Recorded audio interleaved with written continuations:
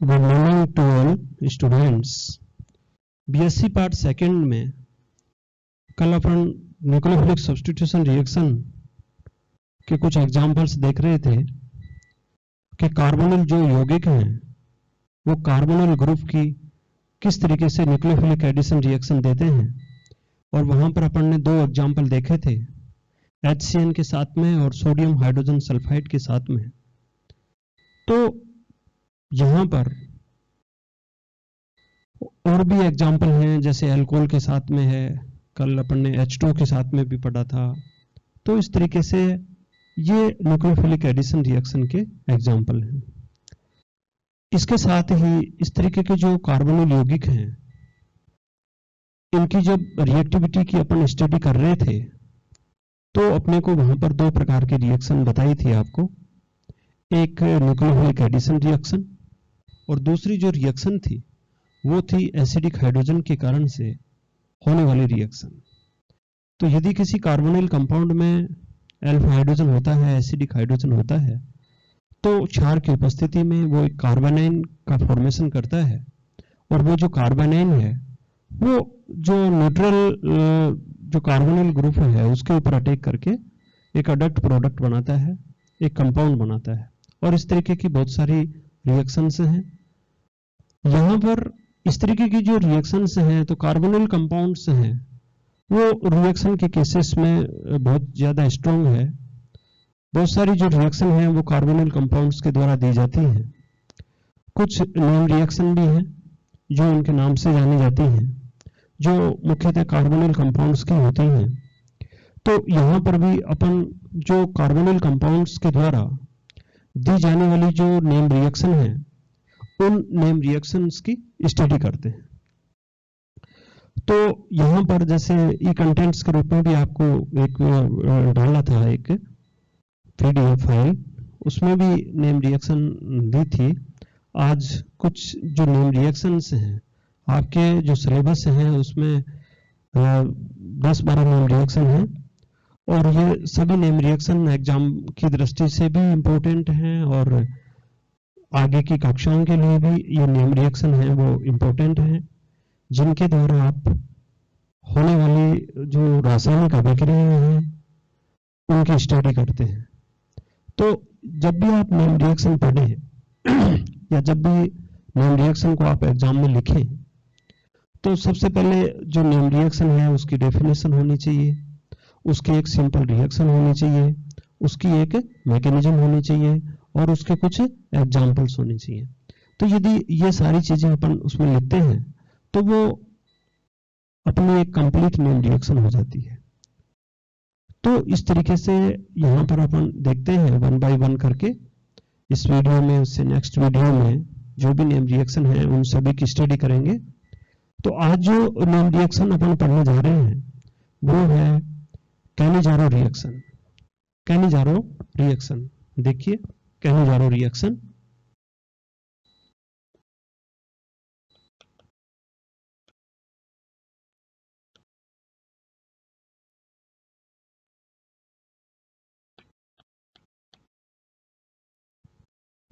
Cannizzaro reaction है, ये carbonyl compounds की ही रिएक्शन है, परंतु ये ऐसे कार्बोनिल कंपाउंड्स के द्वारा दी जाती है जिन कार्बोनिल कंपाउंड्स में अल्फा हाइड्रोजन नहीं होते हैं। सबसे इंपॉर्टेंट बात है ये कैनिजारो रिएक्शन की, कि कैनिजारो रिएक्शन उन्हीं कंपाउंड्स, उन्हीं कार्बोनिल कंपाउंड्स के द्वारा दी जाती है जिनमें अल्फा हाइड्रोजन नहीं पाए जाते हैं। देखिए अल्फा हाइड्रोजन कैसे नहीं पाए जाते हैं, एक एग्जांपल देखिए। जैसे आप देख रहे हो फॉर्मल्डिहाइड, फॉर्मल्डिहाइड के अंदर आप देखेंगे कि इसमें तो अल्फा कार्बन ही नहीं है, और अल्फा कार्बन ही नहीं है, जैसे अल्फा कार्बन किसे कहेंगे, जो कार्बोनिल ग्रुप से जो कार्बन जुड़ रहा है उसको अपन अल्फा कार्बन कहते हैं। तो कार्बोनिल ग्रुप से कोई कार्बन ही नहीं जुड़ रहा तो अल्फा कार्बन ही नहीं है, तो अल्फा हाइड्रोजन की तो बात ही नहीं होगी।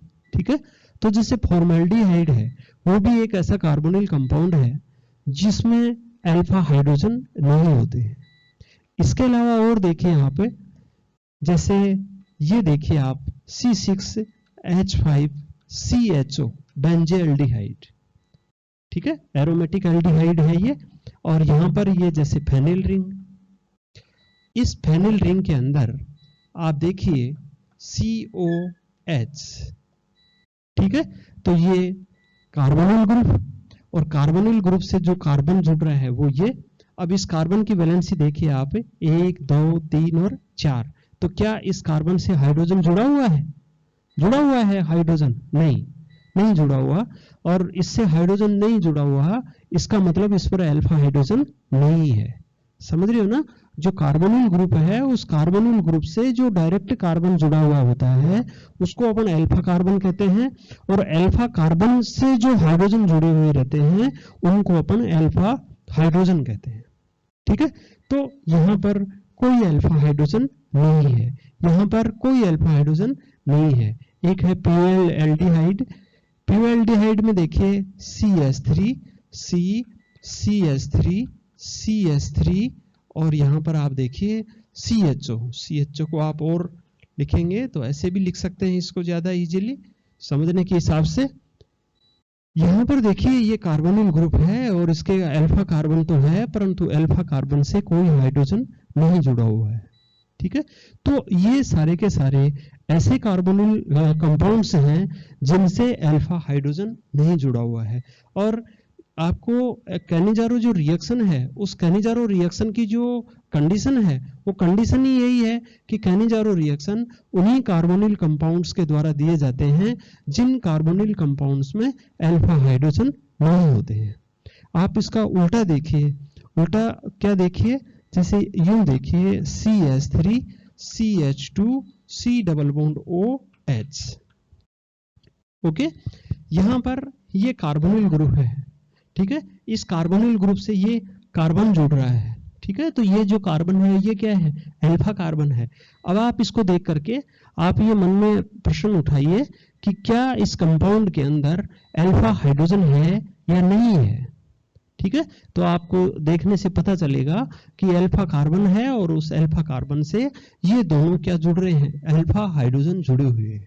और अल्फा हाइड्रोजन जुड़े हुए हैं तो इसका मतलब ये हुआ कि ये alpha hydrogen containing carbonyl compounds है, और चूंकि कैनिजारो रिएक्शन है वो without alpha hydrogen containing carbonyl compounds के द्वारा दी जाती है, तो ये जो कंपाउंड्स है वो कैनिजारो रिएक्शन नहीं देगा।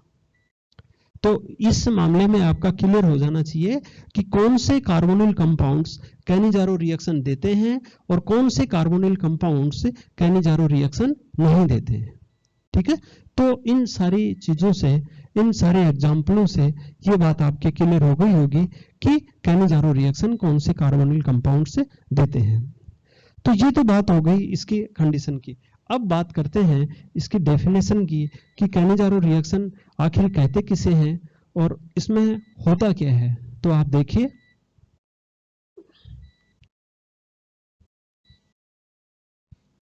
कैनिजारो रिएक्शन है, उस कैनिजारो रिएक्शन में होता क्या है कि दो रिएक्शन एक साथ होती हैं, एक ऑक्सीडेशन की रिएक्शन होती है और एक रिडक्शन की रिएक्शन होती है।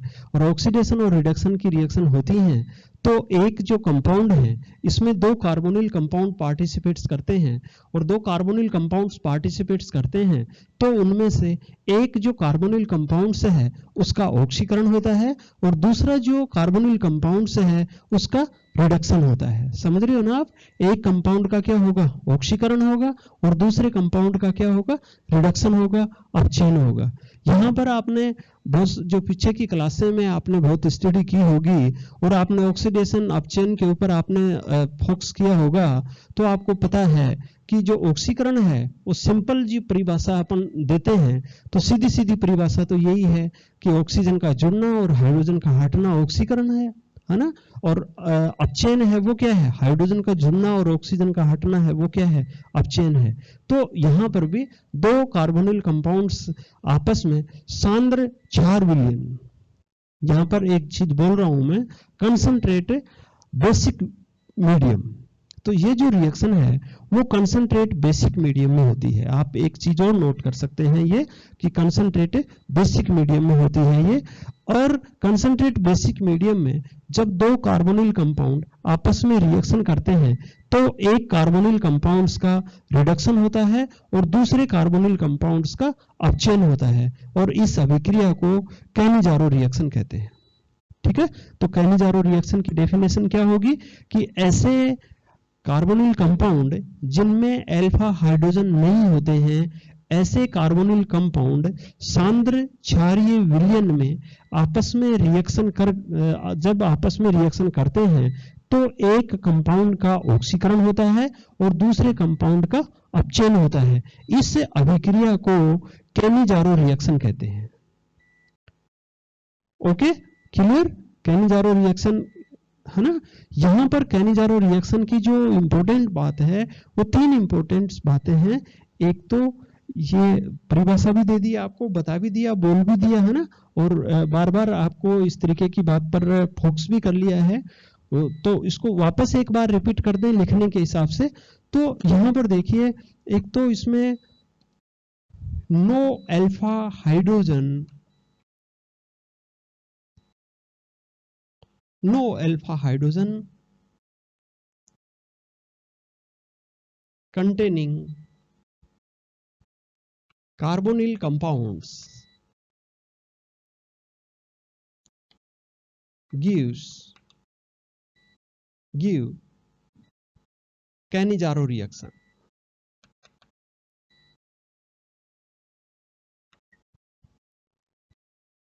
No alpha hydrogen containing carbonyl compound give Cannizzaro reaction.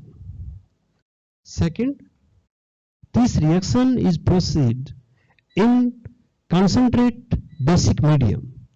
तो इसके लिए जो रिक्वायर्ड कंडीशन है वो है कंसंट्रेट बेसिक मीडियम, है ना। इसके अंदर अपन जनरली कैल्शियम इसके अंदर NaOH, कैल्शियम हाइड्रोक्साइड आदि क्षार अपन काम में लेते हैं। थर्ड है, इसमें इसकी जो डेफिनेशन दी थी उसमें भी मैंने बोला था कि एक कार्बोनिल कंपाउंड्स का ऑक्सीकरण होता है और दूसरे कार्बोनिल कंपाउंड्स का अपचयन होता है। तो यहां पर oxidation of one carbonyl compound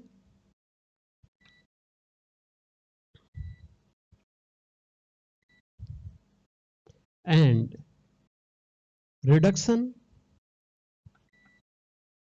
other carbonyl compounds.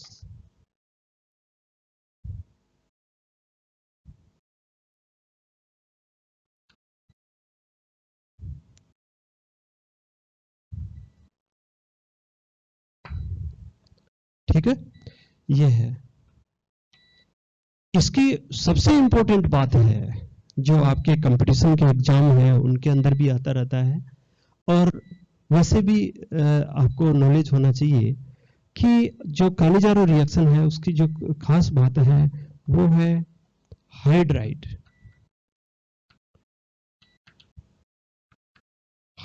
Ion transfer. जो हाइड्राइड आयन का ट्रांसफर है वो भी कैनिज़ारो रिएक्शन के अंदर कंप्लीट होता है। ड्यूरिंग द कैनिज़ारो रिएक्शन ये कंप्लीट होता है हाइड्राइड का ट्रांसफर। ठीक है, तो ये जो सारी चीजें हैं ये कैनिज़ारो रिएक्शन की करैक्टर हैं। आप इन सभी चीजों को समराइज करके, मैं एक बार पुनः इसकी डेफिनेशन बोल रहा हूं, आप उसको लिख सकते हैं या सुन करके समझ सकते हैं। उसके बाद में इसकी सिंपल रिएक्शन लिखेंगे और उसके बाद में इसकी मैकेनिज्म देंगे। ठीक है, और फिर कुछ एग्जांपल दे करके इस कैनिज़ारो रिएक्शन को अपन समाप्त करेंगे। तो यहाँ पर एक बार इसकी डेफिनेशन है वो आप एक बार और सुन सकते हैं। वो क्या है कि ऐसे कार्बोनिल कंपाउंड्स जिनके अंदर अल्फा हाइड्रोजन नहीं होते हैं वे कंसंट्रेट बेसिक मीडियम में आपस में रिएक्शन करते हैं तो एक कंपाउंड का ऑक्सीडेशन होता है तथा दूसरे कंपाउंड का रिडक्शन होता है। इसे कैनिजारो रिएक्शन कहते हैं। कैनिजारो रिएक्शन के दौरान हाइड्राइड आयन का ट्रांसफर भी होता है। तो ये इस तरीके से कैनिजारो रिएक्शन।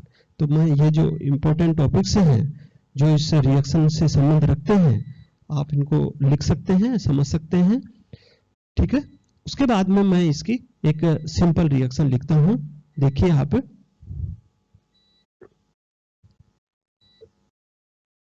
सिंपल रिएक्शन के अंदर यहां पर अपन लेते हैं फॉर्मेल्डिहाइड HCHO प्लस HCHO, दो यहां पर अपन कार्बोनिल कंपाउंड ले रहे हैं, दोनों में ही अल्फा हाइड्रोजन नहीं है, ठीक है।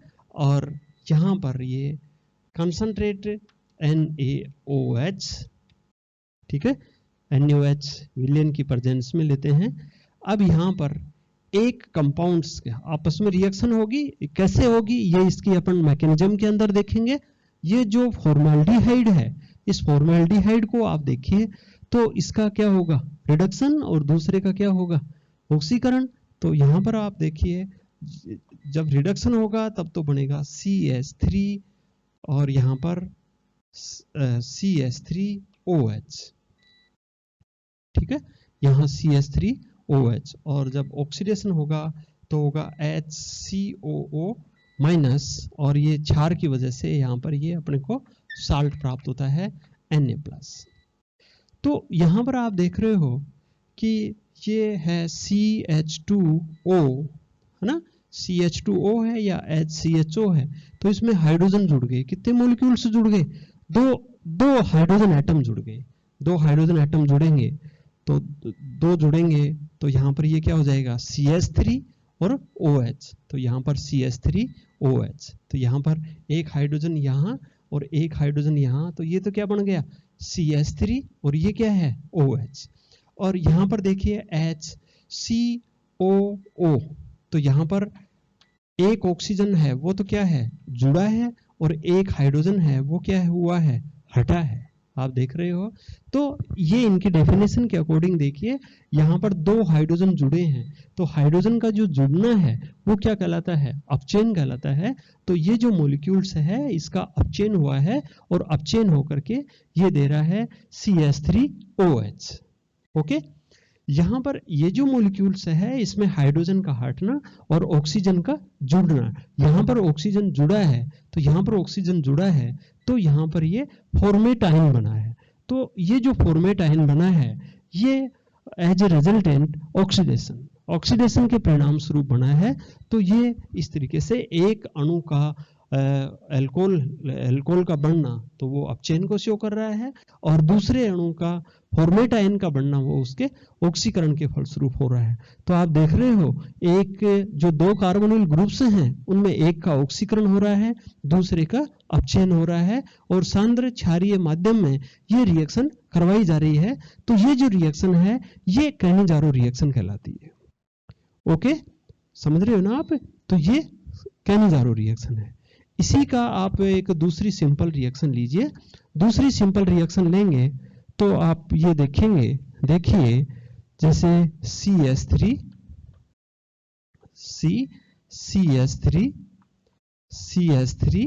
CHO, दो मॉलिक्यूल्स ले लीजिए आप। इसी के दो मॉलिक्यूल्स दोनों एक साथ भी लिख सकते हैं, आगे दो से गुणांक करके, या फिर इसको अलग अलग भी लिख सकते हैं ताकि अपन अच्छे तरीके से समझ पाए इनको। यहां से कंडीशन है वो सेम है, और कौन सी कंडीशन सेम है, वो ही कंसंट्रेट बेसिक मीडियम, या अपन जो क्षार लेते हैं वो दुर्बल क्षार नहीं लेकर के अपन जो क्षार लेते हैं वो स्ट्रॉन्ग बेस की प्रेजेंस में ये रिएक्शन करवाते हैं। यहां पर भी दो मॉलिक्यूल्स हैं, एक मॉलिक्यूल्स का अपचयन होना है और दूसरे मॉलिक्यूल का ऑक्सीकरण होना है। तो जिसका अपचयन होना है उस अपचयन के फलस्वरूप जो कंपाउंड बनेगा CH3 अपचयन का मतलब कितने हाइड्रोजन जोड़े थे, दो हाइड्रोजन जोड़े थे, तो यहां पर दो हाइड्रोजन जोड़ देंगे तो क्या बन जाएगा, ये CH2OH। दूसरा है इसका क्या करवाना है, ऑक्सीकरण। ऑक्सीकरण में अपन क्या देखेंगे, CH3COO माइनस, और ये Na+। तो ये ऑक्सीडेशन प्रोडक्ट है और ये रिडक्शन प्रोडक्ट है। तो ये दो सिंपल रिएक्शंस हैं और इन सिंपल रिएक्शंस के द्वारा आप कैनिजारो रिएक्शन को समझ सकते हैं और उसको अप्लाई कर सकते हैं। तो ये सिंपल रिएक्शन। उसके बाद में अपन बात करते हैं इनके मैकेनिज्म की। मैकेनिज्म कैनिजारो रिएक्शन की मैकेनिज्म है, वो मैकेनिज्म कैसे होती है। तो एक सामान्य ये जो रिएक्शन है, जैसे फॉर्मेल्डिहाइड है, इस रिएक्शन की ही अपन क्या लिख सकते हैं, मैकेनिज्म लिखेंगे। तो आप देखिए मैकेनिज्म कैसे अपन इसको मैकेनिज्म लिखते हैं। ओके, यहां मैकेनिज्म के लिए देखिए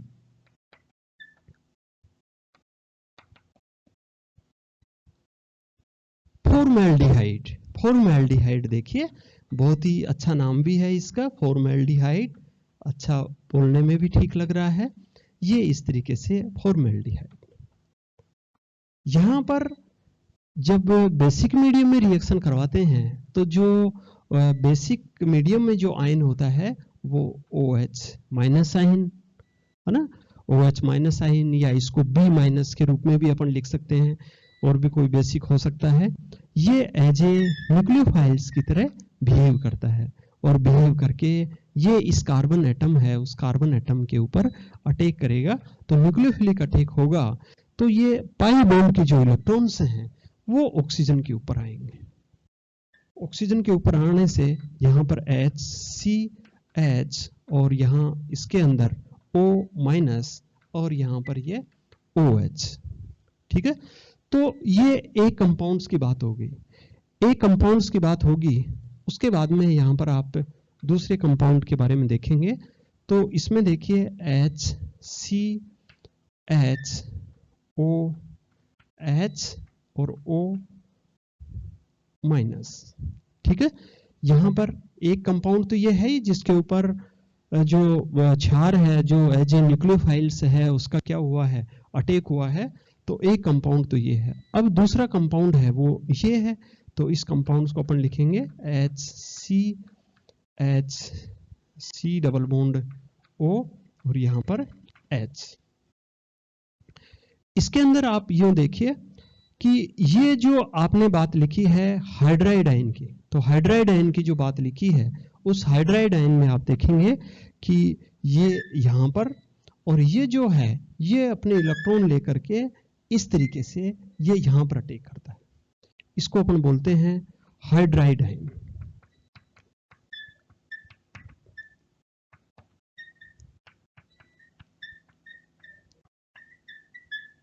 हाइड्राइड आयन ट्रांसफर।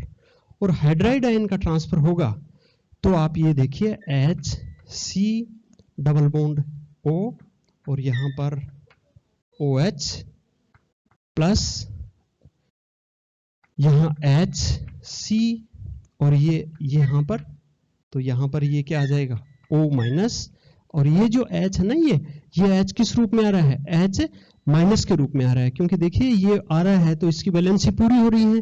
तो यहाँ पर इस बॉन्ड के इलेक्ट्रॉन हाइड्रोजन के ऊपर आएंगे और हाइड्रोजन के ऊपर आएंगे तो ये H माइनस के रूप में, H माइनस के रूप में आएंगे। तो ये जो H माइनस है वो एज ए किस तरीके का अटैक कर रहा है, न्यूक्लियोफिलिक अटैक कर रहा है। तो न्यूक्लियोफिलिक अटैक करेगा तो यहाँ पर ये H और यहाँ पर ये H इस तरीके से। उसके बाद में ये जो दोनों हैं उनमें प्रोटॉन ट्रांसफर होगा। तो यहां पर अपन लिख सकते हैं प्रोटॉन ट्रांसफर। और प्रोटॉन ट्रांसफर से देखिए HC डबल बॉन्ड O और ये O माइनस, ये H है ना, ये यहां चला जाएगा, प्लस ये क्या हो जाएगा CH3 और ये H यहां पर होगा तो ये क्या बन जाएगा CH3OH। ठीक है, तो ये रिडक्शन से और ये ऑक्सीकरण, तो ये ऑक्सीकरण हो रहा है और यहाँ पर ये रिडक्शन हो रहा है। तो इस तरीके से ऑक्सीकरण और रिडक्शन के द्वारा अपन कंपाउंड के ऑक्सीकरण होता है और रिडक्शन होता है और उससे अपने को इस तरीके से ये प्रोडक्ट प्राप्त होता है। तो ये इस तरीके से ये मैकेनिज्म है। इसकी जो खास बात है वो हाइड्राइड आयन ट्रांसफर है, वो यहाँ पर शो हो रहा है। और इस तरीके से यहाँ एक बात और देख रहे हो कि जिस कार्बोनिल कंपाउंड्स के ऊपर न्यूक्लियोफाइल्स का अटैक होता है शुरू में, उस कार्बोनिल कंपाउंड से है, उसका हमेशा ऑक्सीकरण होता है। ठीक है, तो इस तरीके से अपन ये इसकी मैकेनिज्म है। बाकी इसके जो एग्जांपल्स हैं और जो क्रॉस्ड कैमिजारो रिएक्शन है वो अपन नेक्स्ट वीडियो में देखेंगे।